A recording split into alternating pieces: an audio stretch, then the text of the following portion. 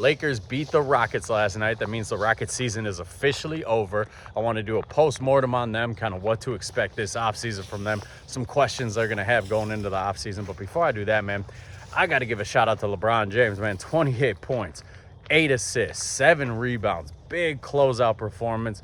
Won the game, won the series. He should not be able to do this. Like, this should not be possible. The guy at 41 years old in year 23, he should not be able to lead his team to a first-round playoff series as the underdog the way that LeBron just did. Nobody thought the Lakers could win this series. When Luka Doncic was out, Austin Reeves was out for most of the series. Nobody thought that the Lakers could win this series. And then LeBron, he kind of went into the time machine a little bit. He had a couple throwback performances. He reminded us that he might be 41 years old. The athleticism might have slipped just a little bit. The guy can still jump out the gym. Maybe he's not jumping as high or as often as he used to, but that athleticism is still there, and he can rewind the clock and command a playoff series like that. So super impressive by LeBron James. Got to give him a shout out for that. And this doesn't need to be a GOAT debate. We don't need to bring Michael Jordan into this. We can just appreciate greatness while greatness is here, because I guarantee you we will never see anything like this again. We will never see somebody sustain greatness as long as LeBron James has sustained greatness. Think about the other players that have played at his age range. Kareem, when he was this age, he was like the 6th best guy on that Lakers team. Robert Parrish was a bench warmer for the Chicago Bulls at this stage. Like, we've never seen anything like this. We're never going to see anything like this. So shout out to LeBron James. On the flip side, man, if you are waking up and you are a Houston Rockets fan, you got to be disappointed, because I think this is the second straight year where you got eliminated by a team that you're better than. On paper, you are far better than the Los Angeles Lakers, especially without Luka Doncic, without Austin Reeves. Last year, you lost to the Warriors in the playoffs. And I still feel like the Rockets on paper were the far better team than the Warriors. The Warriors just had the playoff experience that got them over the hump in that series. This series, I'm not sure what the excuse is. Like, yeah, you didn't have Kevin Durant, but still, you were more talented than the LA Lakers, even without Kevin Durant. So last offseason, that was a big move, bringing in Kevin Durant. And KD, to his credit, he had a great season. He played the most minutes he's played in like 13 years. And clearly that was a little too much load on his body, because he wasn't able to play this series. He was out the whole series. He played one game. The results were kind of up and down in that game. He didn't really look like Kevin Durant. So, yeah, you pushed him to the max in the regular season. You grinded your way to a 3 seed, but was it worth it? Was the juice worth the squeeze on that one? I don't know. And then you got all the other stuff surrounding KD with, burner accounts. Does he get along with the teammates? I thought the Jabari Smith quote after practice between games 3 and game 4, thought that was super interesting to just kind of peel back the onion and see how his teammates really feel about him. So there's a lot of Kevin Durant questions this offseason. I don't know what you do. I don't know if there is a trade market for him. I don't know what that looks like. You didn't really give up much to get him. Like, the Jalen Green thing had kind of run its course.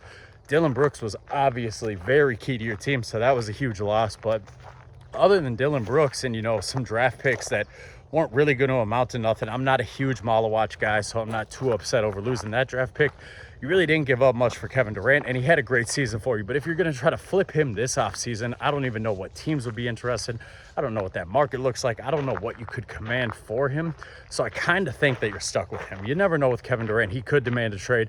We never know what that guy's going to do, but I kind of think you're stuck with him. So you look at the rest of this roster, man. Alperen Sengun, bad series for Alperen Sengun. This is a guy that people were trying to put into like top 25 talks at the end of the year. They've always been trying to hype him up. They've been calling him Nikola Jokic light for years now. You got outplayed by DeAndre Ayton. And to be fair, DeAndre Ayton has become underrated. People seem to forget that there's talent in there. He was a key piece of that Phoenix Suns team that made it to the finals.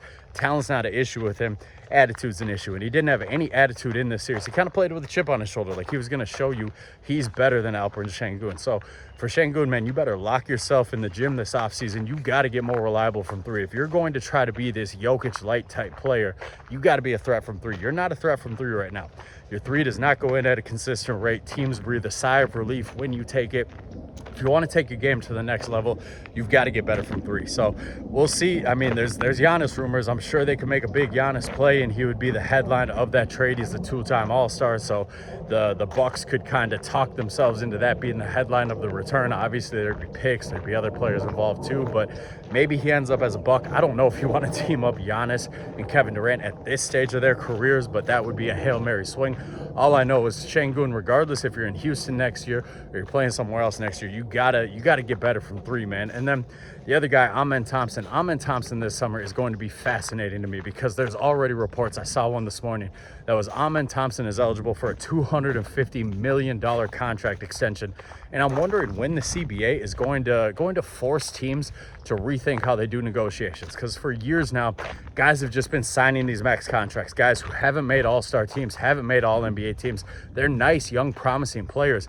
They are not max contract players. And I thought this new CBA would make teams kind of reevaluate and not just give the max contract to every guy that gets eligible for it, that's produced for you a little bit. Guys that you think have potential, it doesn't mean they're max contract worthy. So I thought the new CBA would make teams kind of use restricted free agency and be like, okay, you're a restricted free agent, go out in the market, see what offers you get. If you get an offer, we can always match it. But they still haven't done that. We saw the Bulls do it a little bit with Josh Giddey, but for the most part, teams really aren't doing it with their guys. And I'm wondering if Thompson's going to be one of those, because the Rockets, you cannot sign Amen Thompson to a $250 million contract extension.